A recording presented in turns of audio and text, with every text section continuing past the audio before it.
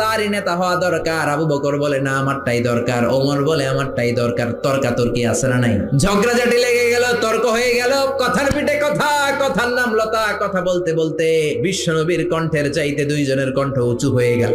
বিশ্বনবীর গলার আওয়াজের চাইতে দুই সাহাবীর গলার আওয়াজ যখন উঁচু হয়ে গেল, আল্লাহ সহ্য করলেন না, ধমক দিয়ে আয়াত নাজিল করলেন, লা তারফাউ আসওয়াতাকুম ফাওকা সাউতিন নবী। খবরদার, আমার নবীর দরবারে বড় গলায় কথা বলা যাবে না। এই আয়াত নাজিল হওয়ার পরে সাইয়েদনা ওমর ফারুক বিশ্বনবীর কাছে যদি কথা বলতে আসতেন, ফিসফিস করে কথা বলতেন, নবী কিছুই বুঝতো না। বিশ্বনবী বলতেন, ওমর কি বললা? আর একটু জোরে বলো, কি বললা? বিশ্বনবী ইন্তেকাল করেছেন, কিন্তু এই আয়াতের হুকুম আজ বলবৎ আছে না নাই? মা বাবার সামনে বড় গলায় কথা বলা যাবে না। ইমাম সাহেব, খতিব সাহেব, ইসলামী আন্দোলনের বড় আমির, তাদের সামনে বড় গলায় কথা বলা যাবে